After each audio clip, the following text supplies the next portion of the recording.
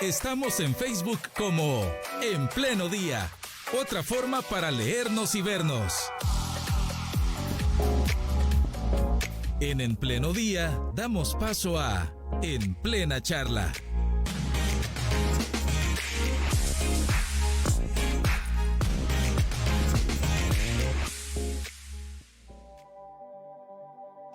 Gracias porque permanece en nuestra sintonía y se une también las personas que están por medio de internet a través del Facebook Live.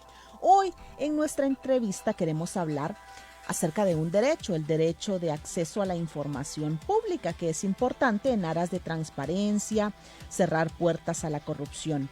En nuestro país existe la Ley de Acceso a la Información Pública, la que cuenta con su reglamento, la que le da el paso al Instituto de Acceso a la Información Pública. De esto vamos a hablar más con el director ejecutivo de la Asociación Acción Ciudadana, Eduardo Escobar. Eduardo, buenos días y gracias por su tiempo para Radio Restauración. Muy buenos días, gracias por la invitación, siempre un gusto.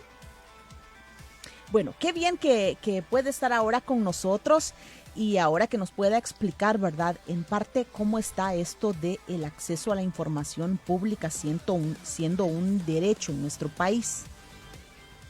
Bueno, creo yo que es importante señalar que desde el 2011 que se aprueba la ley y entra en vigencia en 2012, la ciudadanía salvadoreña y cualquier persona ha tenido la posibilidad de acceder a la información que generan las instituciones estatales, es decir, conocer, digamos, temas presupuestarios, conocer estadísticas, conocer cualquier tipo de información que tiene que ver con la gestión que desempeñan o desarrollan las instituciones estatales.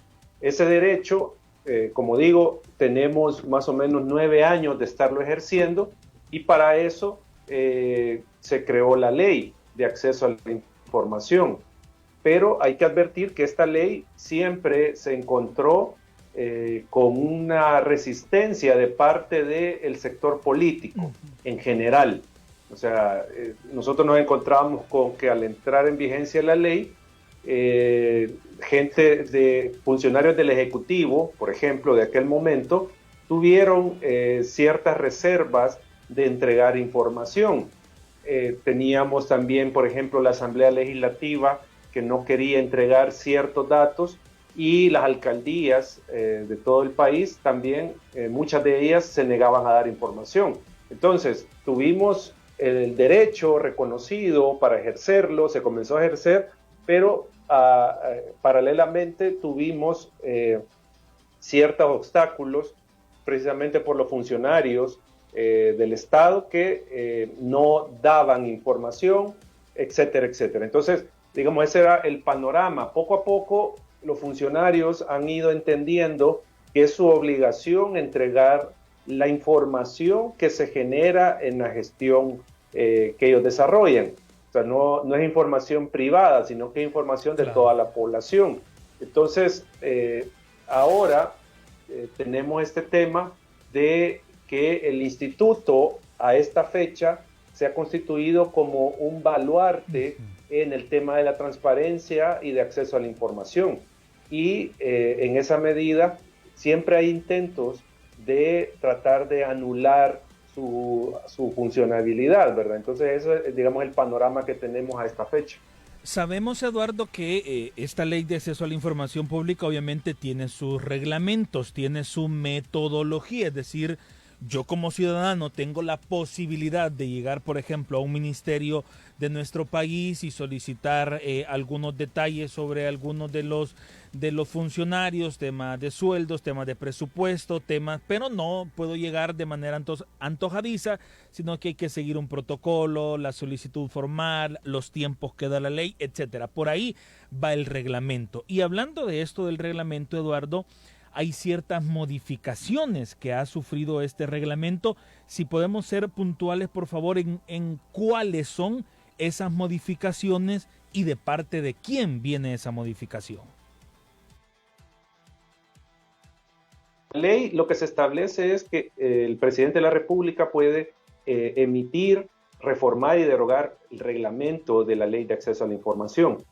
Para los radioescuchas, el reglamento lo que hace es desarrollar la ley, ser más específica en cuanto lo que se debe de observar en el proceso de acceso a la información, en el tema de elección de los comisionados. O sea, el reglamento, eso es lo que regula y tiene la facultad el presidente de la República. Ahora, este reglamento sufrió una modificación. En agosto, finales de agosto, el presidente de la República básicamente lo que hizo fue reformar el reglamento para convertir en el Instituto de Acceso a la Información o que pasara el Instituto de Acceso a la Información de ser una institución que tome por mayoría las decisiones sobre temas administrativos, sobre temas de la gestión del instituto, y le traslada esta competencia exclusivamente al presidente del Instituto de Acceso a la Información. Entonces, ahí está un primer aspecto de la reforma. Decisiones que eran colegiadas, ahora se trasladan estas atribuciones al presidente del Instituto de Acceso a la Información. Luego, hay otra reforma que tiene que ver con las calificaciones de la información como reservada, y otra que creo que es pertinente señalar es la que tiene que ver con la posibilidad de impugnar una candidatura de una persona que se haya postulado como comisionado o comisionada del Instituto de Acceso a la Información. Antes la ciudadanía podía impugnar, podía decir o presentar un recurso contra, digamos, alguna candidatura que no cumpliera los requisitos legales. Entonces eso es lo que se está modificando en el reglamento. Digamos, esas serían como las reformas más significativas que se pueden mencionar sobre el reglamento. Y esto, digamos, ¿qué significa? Según la ley, en el Instituto de Acceso a la Información Pública hay 5 representantes, más el presidente. Y ahora quien tendría como más fuerza en decisión es la palabra que dé el presidente. ¿Es así? ¿O es diferente? Sí, se está pasando a ese nuevo escenario. Oh. La ley lo que dice es que el Instituto de Acceso a la Información toma decisiones por mayorías, o sea, mayoría de sus comisionados. De los 5. De los 5 comisionados, que ahí se incluye el presidente, porque son 5 en total ya con el presidente. Entonces, lo que se está regulando en el reglamento es que ahora decisiones sobre la organización, sobre la gestión del instituto, ya no van a ser tomadas por mayoría de los comisionados y comisionadas, sino que por el presidente del instituto nada más.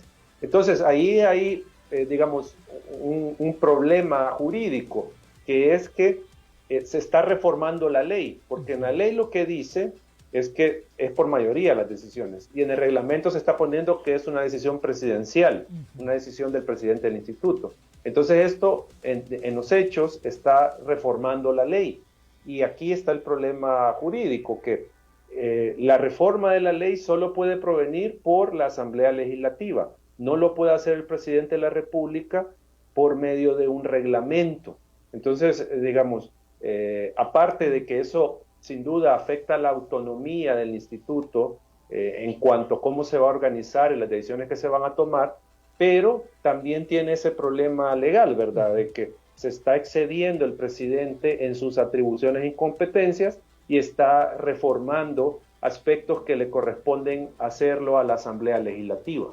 Eduardo, ¿y el presidente de la República ha dejado por escrito o en alguna declaración ha dicho por qué hizo este cambio? ¿Cuáles fueron las justificantes? Y si no lo ha dicho, pues ustedes que están muy involucrados en materia de derecho y de análisis de realidad nacional, ¿cuáles pudieron haber sido los motivos que lo llevaron a hacer estos cambios? No lo ha expresado directamente él, sino que algunos de sus funcionarios lo que han señalado es que para modernizar y tener a tono la ley y que el instituto pueda ser más ágil en su toma de decisiones. Por ahí van los argumentos. Pero creo que es importante contextualizar el momento en que se dan estas reformas. Antes de que tomara posesión en el cargo el presidente de la República, señalaba que el Instituto de Acceso a la Información era de las instituciones más hostiles con el Ejecutivo.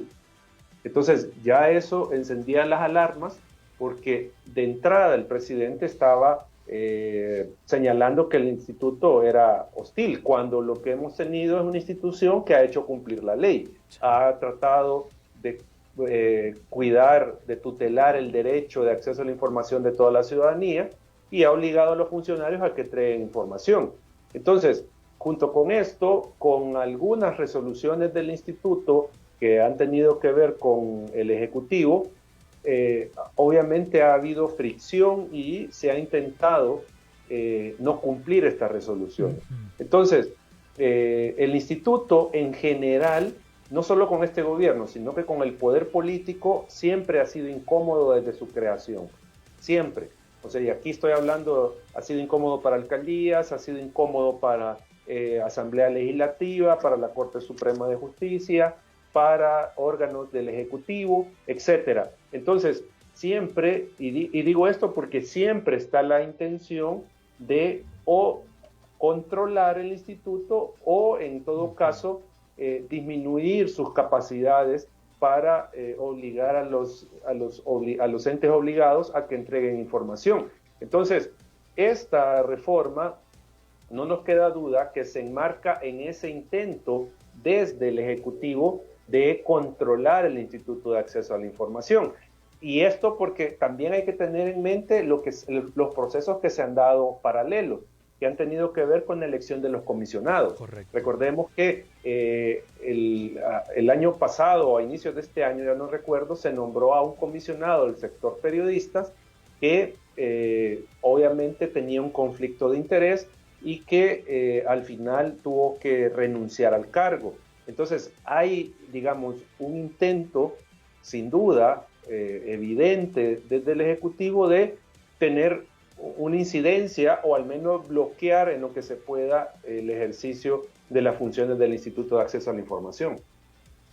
Bueno, pero para el caso, eso sucedió en febrero de este año, pero más adelante hemos vuelto a ver, y por medio del pronunciamiento de la Asociación de Periodistas de El Salvador, nos damos cuenta que casi que ha vuelto a suceder, porque ya se nombró a un representante por parte de los periodistas, pero fue una elección en donde solo tuvo que ver 2 asociaciones de periodistas y no 3 como debería de ser. Y la persona que ha llegado a representar a los periodistas no es una persona que ha ejercido la profesión, él mismo lo ha confesado, ¿verdad? Entonces, claro, aquí podemos ver que también siguió la falla para la elección de este comisionado.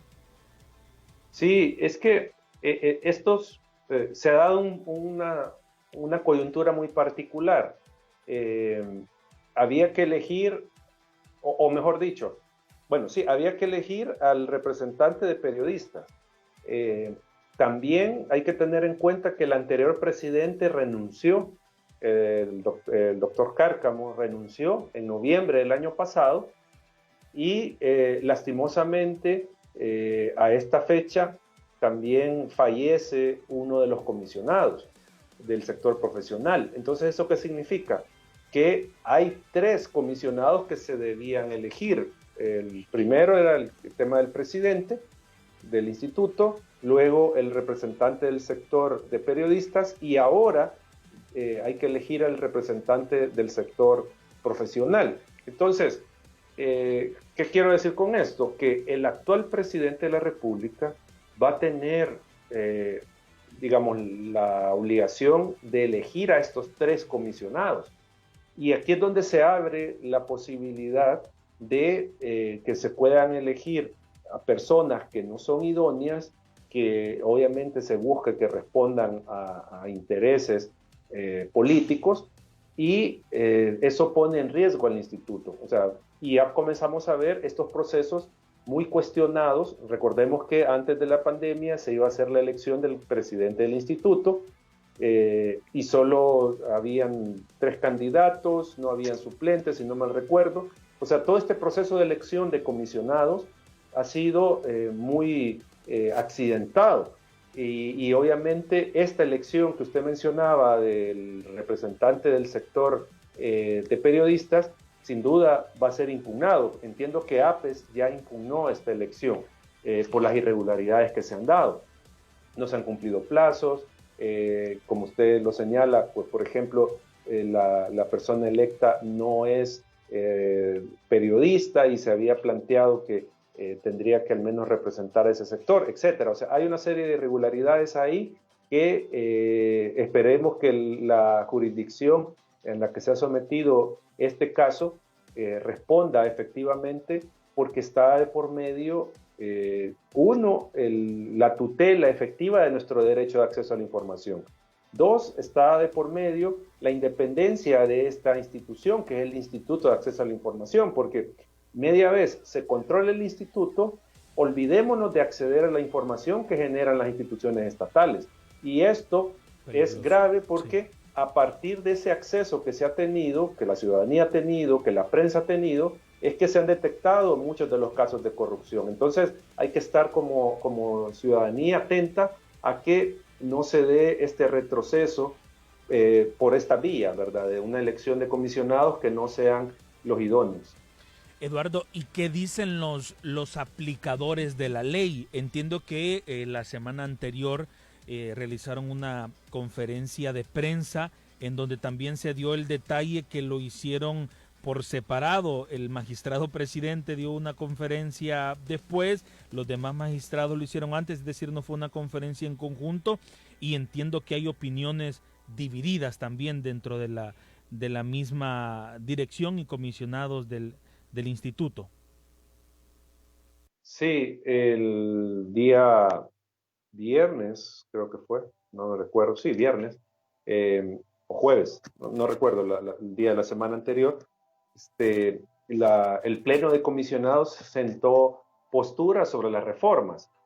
Como yo adelantaba hace un momento, estamos hablando de reformas que, en primer lugar, exceden las competencias del presidente de la República y que luego significan, en este caso, atentar contra la autonomía del instituto en la toma de decisiones sobre su administración y sobre la gestión que ellos van a desarrollar sobre su organización. Y digamos, las comisionadas y el comisionado que dio esta conferencia de prensa, que no fue unánime, como usted bien lo menciona, lo que señalaban era que se daban intromisiones y posibles afectaciones al funcionamiento del instituto. El presidente del instituto a esa fecha no se comprometió con dar una opinión a mayor profundidad bajo el argumento que no las había estudiado.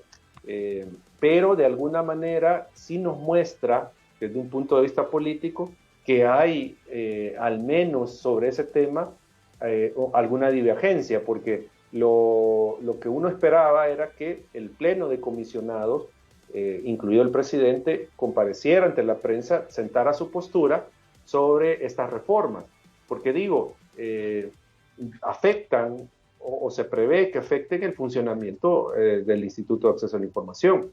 Esperemos que esta diferencia sea coyuntural y no responda a, en este caso, una visión totalmente diferente de cómo debe de funcionar el instituto. O sea, eso es lo que esperemos, porque recordemos que el presidente es de reciente nombramiento y por lo tanto esperaríamos que se sume el trabajo que ha hecho el instituto. Sería perjudicial que el presidente del instituto llegue con otra visión que pueda al final poner en riesgo la tutela del ejercicio de nuestro derecho de acceso a la información.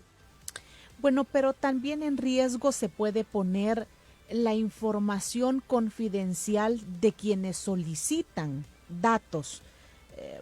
Bueno, ya lo vimos una vez el año pasado, usted mencionó el caso en donde renunció el presidente en ese momento del Instituto de Acceso a la Información Pública. En este caso, ¿hasta dónde se puede o pueden ellos actuar con arbitrariedad de compartir información que es confidencial?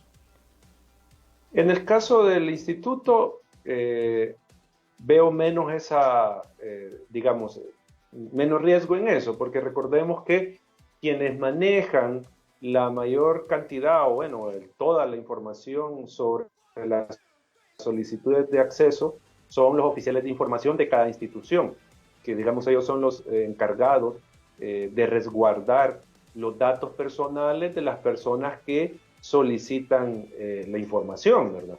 Al instituto llegan casos de información confidencial o de datos personales cuando alguna persona tiene cierto problema con sus datos. Por ejemplo, el caso que se dio el año pasado con la ministra de Vivienda, que reveló fotografías del DUI y del NIT, creo yo, de una ciudadana. Entonces le estaba revelando a toda la población que podía ver el Twitter, revelando datos de quién era el cónyuge de esta persona que hizo una protesta, porque eso y lo peor, que no es que solicitó información, sino que hicieron una protesta revelando datos de su domicilio, son datos, o sea, obviamente confidenciales. Eso lo conoció el instituto y sancionó a la ministra con la multa máxima, precisamente por haber revelado esta información. Entonces, digamos, con el instituto es menor el riesgo de que se conozcan datos confidenciales, porque ellos solo sobre el tema conocen cuando algún ciudadano interpone el recurso correspondiente por el tema de datos confidenciales. Pero aquí hay que poner el ojo con el resguardo que le den los oficiales de acceso a la información de cada entidad, que ellos son los que tienen, digamos, toda esa base de datos de las personas que solicitan información, y ahí están estos datos sensibles de todo ciudadano, porque se da una copia del DUI. Claro. Entonces ahí aparece la dirección.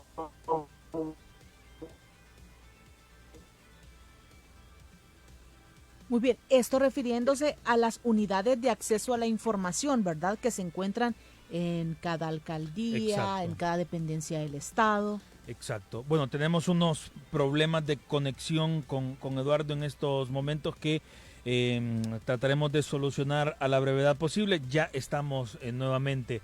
Eduardo, hablábamos de las personas que tienen la necesidad o la buena intención de llegar a cualquiera de las instituciones a solicitar información, y que ellos puedan tener a través de la ley la seguridad que sus derechos no serán vulnerados y que su información también no será vulnerada. Otro aspecto, licenciado Escobar, que a mí me llama mucho la atención, ¿no será que hay un problema más de fondo en el sentido que la ley, pregunto, le ha dado mucha facultad al presidente de la República o mucha potestad de hacer cambios prácticamente antojadizos o sin consultar a nadie? ¿Será que esto se puede modificar o no sé cuál es su opinión al respecto? Yo creo que esa es una muy buena pregunta. Como Acción Ciudadana, en 2016 nosotros, ante una convocatoria que había hecho la Secretaría de Transparencia para la reforma al reglamento de la Ley de Acceso a la Información, nosotros presentamos una demanda de inconstitucionalidad ante la Sala de lo Constitucional, señalando que la Ley de Acceso a la Información violaba la Constitución porque le estaba delegando al presidente de la República la facultad de emitir el reglamento de la ley, cuando la Constitución lo que plantea es que el presidente puede emitir los reglamentos respectivos de las leyes que le corresponde aplicar, es decir, de aquellas leyes que en este caso se ejecuten por alguna dependencia del Ejecutivo. Sí. Por ejemplo, la ley de tránsito, por mencionar un ejemplo. Esta tiene un reglamento general de tránsito. ¿Quiénes son los que hacen operativa la ley? ¿Quiénes la hacen que se cumpla? ¿Quiénes la aplican? En este caso estamos hablando de el viceministerio, de transporte, estamos hablando de la Policía Nacional Civil, que son los que en la calle Sí. les corresponde verificar que se cumple el reglamento de tránsito, ¿verdad? Entonces, en ese caso, sí está habilitado el presidente de la República para emitir el respectivo reglamento. Ujú. Pero, por ejemplo, si hablamos de la Corte de Cuentas, ¿estará facultado el presidente para emitir el reglamento de la Corte de Cuentas? ¿Algún reglamento? Obviamente que no, porque la ley de la Corte de Cuentas le corresponde ser aplicada a la Corte, no a la Presidencia de la República. Entonces lo mismo aplica para el Instituto de Acceso a la Información. ¿Quién aplica la ley? La aplican, en este caso, el instituto en lo que le corresponde y las oficinas de acceso a la información de las diferentes entidades del Estado, alcaldías, autónomas, Asamblea Legislativa, Corte Suprema de Justicia, Corte de Cuentas, el mismo Ejecutivo.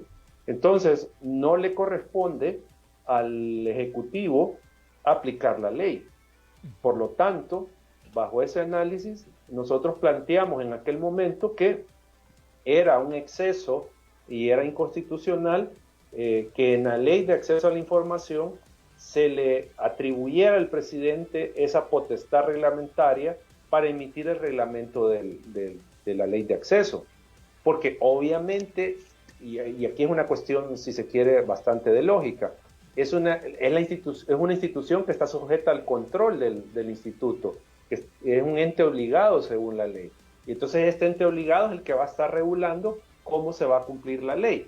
Entonces ahí hay una contradicción.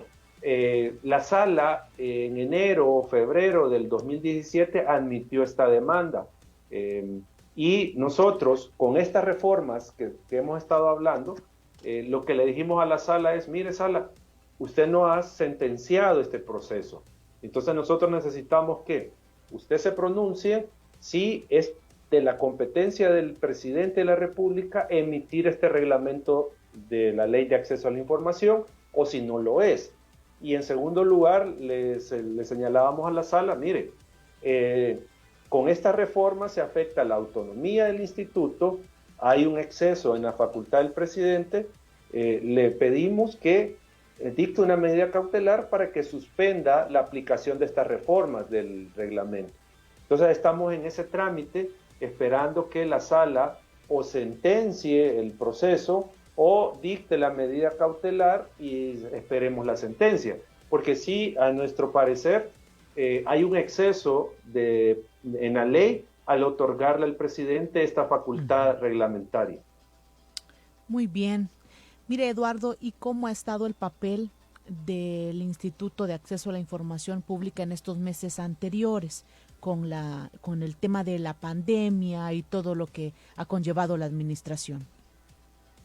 Bueno, el instituto ha emitido algunas directrices en materia de protección de datos personales, en materia de rendición de cuentas, que obviamente ha trasladado a las diferentes instituciones estatales para, digamos, preservar datos personales de las personas que, por ejemplo, sufrieron o se contagiaron por el COVID, ¿verdad?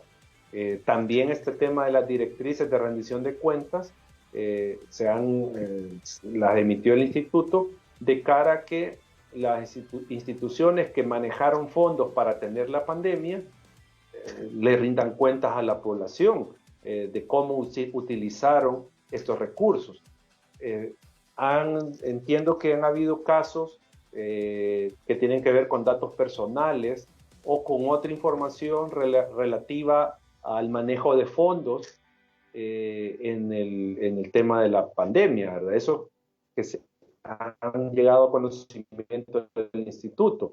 Entonces, sin duda, el instituto ha tenido un rol activo en este momento de pandemia, pese a todo lo que hemos comentado, este ataque, estas intenciones que está teniendo el Ejecutivo por amarrar a esta institución, porque ese es el tema, ¿verdad? Tratar de que el instituto no sea efectivo en la tutela del derecho de acceso a la información. Y yo creo que cuando respondemos el porqué de estos cambios, cuáles son las justificantes tácitas, es decir, lo que se menciona o lo que no se menciona, es cuando nosotros vamos comprendiendo aún mejor el que se quiere esconder algo quizás, o no se está muy seguro de los movimientos que nuestras autoridades están haciendo.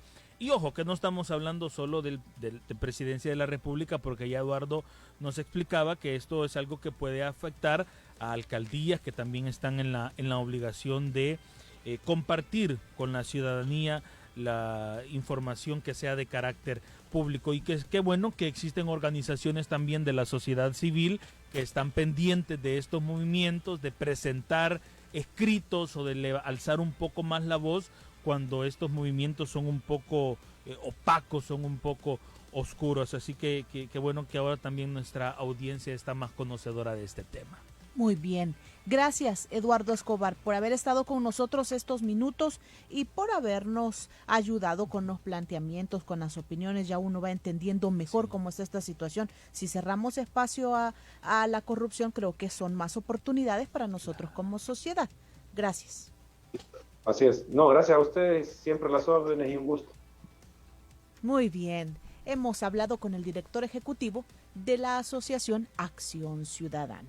Estos temas forman parte bueno, hoy hemos hablado del derecho al acceso a la información como parte de los derechos humanos, de lo integral. Y acuérdese usted que el reino de Dios también promueve los derechos de los seres humanos, porque a Dios le importamos integralmente. Llegamos a las 8 de la mañana con 1 minuto. De esta forma nosotros finalizamos la entrevista y finalizamos también nuestro programa, agradecidos porque ustedes están del otro lado escuchándonos y con la invitación para que mañana a las 6 a.m. esté nuevamente con nosotros. Bueno, ¿y hoy qué día? ¿Después el lunes o es miércoles? Miércoles. Ah, vaya. Que se siente distinto por la vacación del día de ayer, pero no, estamos en el miércoles 16 y recuerde que durante toda la programación de Radio Restauración usted tiene la posibilidad de pedir 2 alabanzas del mismo artista, porque es un miércoles especial de dobles musicales. A ustedes aquí los queremos encontrar. 8:02 de la mañana. Será hasta mañana.